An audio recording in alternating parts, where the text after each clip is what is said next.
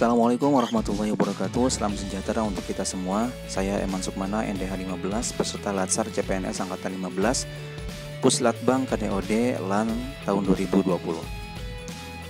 Dalam video kali ini saya akan sedikit mereview tentang materi nasionalisme yang telah disampaikan oleh Ibu Endang Triwahyuningsih, di mana nasionalisme merupakan salah satu nilai-nilai dasar yang harus dimiliki oleh aparatur sipil negara.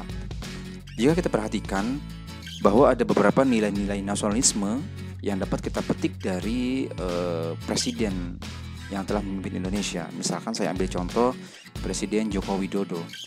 Beliau telah memberikan teladan kepada kita untuk mencintai dan menggunakan produk-produk dalam negeri. Misalkan beliau membeli sepatu buatan Indonesia, beliau menggunakan jaket bomber buatan Indonesia, dan lain sebagainya. Lalu apa pentingnya belajar nasionalisme khususnya bagi ASN? Dalam berbagai literatur, khususnya dalam modul disebutkan bahwa bila rasa nasionalismenya kuat, maka ASN tidak akan lagi berpikir ego sektoral, tetapi lebih berpikir untuk kepentingan besar, yaitu kepentingan bangsa dan negara, khususnya dalam pelayanan publik. Trik dan cara untuk menumbuhkan nasionalisme kepada senior yang ada di institusi tempat kita bekerja adalah dengan cara memulai menerapkan nilai-nilai nasionalisme terhadap diri kita sendiri, kemudian memberikan contoh atau teladan, dan selanjutnya harus dimulai dari sekarang. Bisa juga dengan memanfaatkan teknologi, yaitu membuat sebuah seminar online atau webinar tentang nasionalisme yang topiknya adalah aktual dan juga relevan dengan kondisi terkini secara berkala di tingkat institusi tempat kita bekerja. Hal ini tentunya dilandasi oleh legal standing, yaitu Undang-Undang Nomor 5 Tahun 2014 tentang aparatur sipil negara. Khususnya di pasal 10 disebutkan bahwa ASN berfungsi sebagai pelaksana kebijakan publik, berfungsi sebagai pelayan publik, dan berfungsi sebagai perekat serta pemersatu bangsa. Hal ini menandakan bahwa untuk mencapai fungsi tersebut, agar ASN dapat berfungsi dengan baik, maka harus dilandasi dulu dengan nilai-nilai nasionalisme yang kuat, sehingga fungsi-fungsi tersebut bisa diberikan kepada publik secara maksimal. Lalu mengapa nasionalisme ini penting? Di masa prakemerdekaan, nasionalisme digunakan sebagai alat untuk menumbuhkan semangat kebangsaan Indonesia, tentunya dengan tujuan mengusir penjajah agar negara kita merdeka. Tetapi di masa sekarang, nasionalisme juga sangat diperlukan. Untuk apa? Untuk menumbuhkan rasa cinta tanah air dalam rangka mengisi kemerdekaan dan tentunya memajukan Indonesia di kancah internasional dalam berbagai sektor secara gotong royong atau secara bersamaan sesuai dengan fungsi dan tugasnya masing-masing. Lalu kemudian ada beberapa tayangan dan juga image atau gambar yang menyebutkan bahwa ada perbandingan nilai-nilai nasionalisme warga negara yang berada di perbatasan dengan warga negara yang ada di kota-kota besar. Saya akan menganalisnya secara objektif bahwa menurut saya itu tidak bisa dibandingkan secara subjektif. Kenapa? Karena warga negara di perbatasan dengan warga negara di kota besar tentu memiliki kadar dan juga indikator berbeda untuk mengamalkan nilai-nilai nasionalisme masing-masing. Mungkin kita melihat bahwa nasionalisme di wilayah perbatasan itu jauh lebih tinggi daripada warga negara yang ada di kota. Tapi pikiran itu kan hanya sebagai subjektivitas kita. Apakah kita melakukan survei secara langsung bahwa warga di kota-kota besar tidak mengamalkan nilai nasionalismenya? Tentu tidak, bukan? Jadi yang dapat kita katakan adalah bahwa warga negara yang terletak di wilayah perbatasan memiliki cara tersendiri yang unik dan juga mungkin berbeda dari pengamalan nilai-nilai nasionalisme warga negara yang berada di kota-kota besar. Artinya, kita sebagai warga negara Indonesia memiliki kadar masing-masing sesuai dengan fungsi dan tugasnya untuk menunjukkan, untuk mencerminkan nilai-nilai nasionalisme dalam kehidupan berbangsa dan bernegara. Lalu sebetulnya apa itu nasionalisme? Dalam arti sempit dikatakan bahwa nasionalisme adalah membanggakan bangsa sendiri, tetapi lebih cenderung merendahkan bangsa lain. Artinya pengertian ini lebih mengarah kepada paham chauvinisme.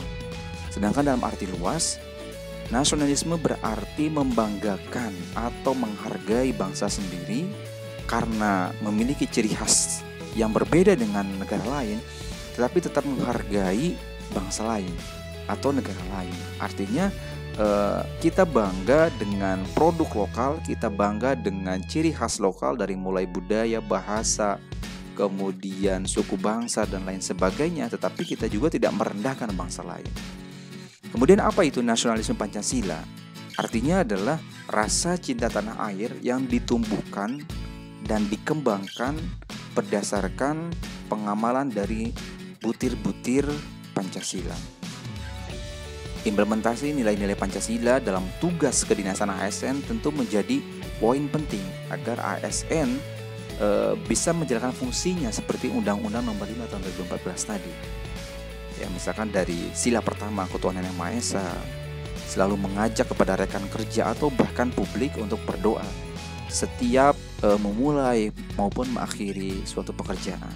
Misalkan saya sebagai dosen, saya mengajak mahasiswa saya untuk selalu berdoa di awal dan di akhir pertemuan. Kemudian untuk sila kedua, saya tidak membeda-bedakan suku dari mahasiswa saya, bersikap adil terhadap mereka, memberikan nilai yang objektif terhadap mereka, kemudian merangsang atau memancing mereka untuk bersikap kritis dan juga bekerja sama dalam suatu tugas kelompok.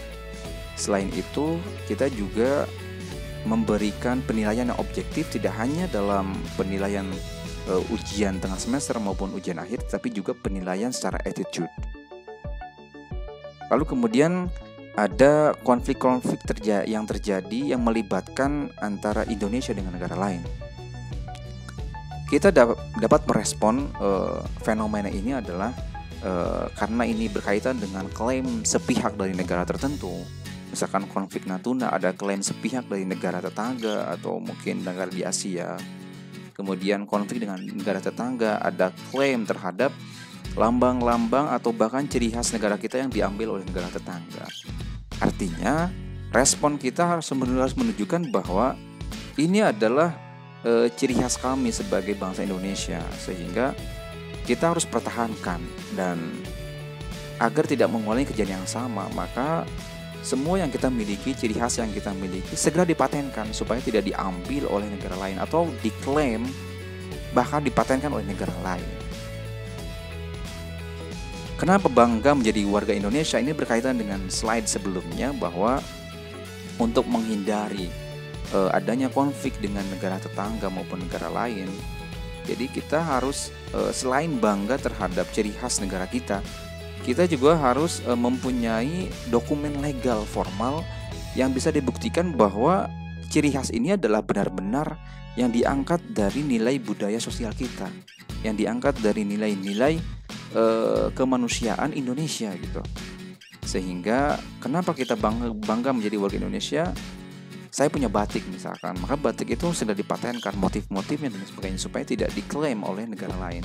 Kita punya lambang negara misalkan bendera merah putih, burung Garuda dan lain sebagainya. Nah, apapun ciri khas bangsa Indonesia harus memiliki legal formal yang akan melindungi dari klaim atau caplokan dari negara lain. Kemudian kasus nasionalisme, di sini kita bisa melihat ada beberapa kasus yang akan merangsang jiwa nasionalisme kita untuk membara. Misalkan ada penghormatan bendera serentak di Simpang 4 Lembuswana Samarinda ketika 17 Agustus ya. Kemudian pada tanggal yang sama juga banyak anak-anak muda yang memposting positif ya, dalam kutip postingan yang positif di medsosnya mereka ketika hari kemerdekaan tanggal 17 Agustus. Meskipun kita tidak tahu apakah ini hanya untuk konten atau hanya untuk mencari followers dan lain sebagainya, tetapi kita bisa melihat bahwa setidaknya dengan menggunakan postingan-postingan positif tersebut yang mencirikan hari kemerdekaan, maka bisa kita simpulkan bahwa mereka mempunyai jiwa nasionalisme, walaupun mungkin dengan kadar yang kita tidak bisa mengukurnya. Lalu selain itu ada juga kasus-kasus yang dianggap melemahkan bahkan melecehkan lambang-lambang negara sehingga dipertanyakan jiwa nasionalismenya terhadap pelaku. Ya, karena mereka tidak berhati-hati ketika memposting konten mereka ke media sosial yang notabene dapat dilihat oleh seluruh warga negara Indonesia yang memiliki gadget tentunya. Nah, justru saya melihat dari kasus-kasus misalkan yang dianggap menginjak bendera merah putih, itu justru membangkitkan jiwa nasionalisme bagi para netizen, para warganet yang memberikan kritik, entah itu negatif maupun positif, atau mungkin kritik halus maupun kritik kasar. Tetapi setidaknya dari postingan tersebut kita bisa melihat bahwa reaksi atau respon dari netizen dan warganet ini sungguh antusias, dan ini adalah wujud dari nasionalisme mereka. Mereka tidak terima bahwa ada benda yang dianggap menjadi lambang negara diinjak-injak. Walaupun mungkin dalam kasus sebenarnya si pelaku tidak benar seperti itu, tapi klarifikasi itu juga yang harus kita selidiki lebih lanjut. Sehingga dapat disimpulkan bahwa kasus-kasus yang melecehkan lambang-lambang negara secara positif itu bisa membangkitkan jiwa nasionalisme bagi kita yang melihat. Sementara untuk pelaku kita tidak tahu apa motif di belakang itu. Apakah mereka memang sengaja atau mungkin memang benar-benar tidak tahu. Yang jelas kita kembalikan kepada hukum kalau misalkan ini memang keterlaluan.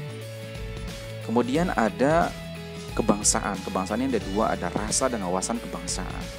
Ada dua aspek, yaitu aspek moral yang berkaitan dengan attitude, di mana perilaku dan tingkah laku seorang warga negara mencirikan bangsanya atau tidak.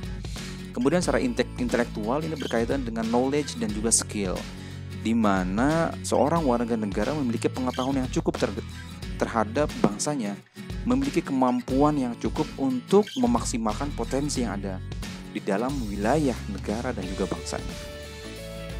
Rasa kebangsaan dapat diartikan sebagai kesadaran berbangsa, yakni rasa yang lahir secara alamiah karena adanya kebersamaan sosial yang tumbuh dari kebudayaan, dari sejarah, dari aspirasi perjuangan masa lalu, kemudian kebersamaan dalam menghadapi tantangan-tantangan sejarah di masa sekarang dan yang akan datang.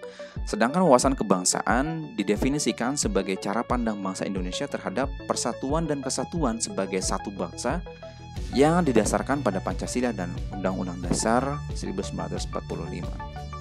Ada juga istilah wawasan Nusantara, yaitu cara pandang terhadap Nusantara dengan semua potensi yang dimilikinya seperti wilayah, makanan, ciri khas yang lain, kebudayaan, bahasa, suku bangsa, dan lain sebagainya sebagai aspirasi bangsa dan tujuan nasional untuk menjadi negara yang berdaulat, adil, dan makmur. Demikian video ulasan saya tentang materi nasionalisme. Terima kasih. Wassalamualaikum warahmatullahi wabarakatuh.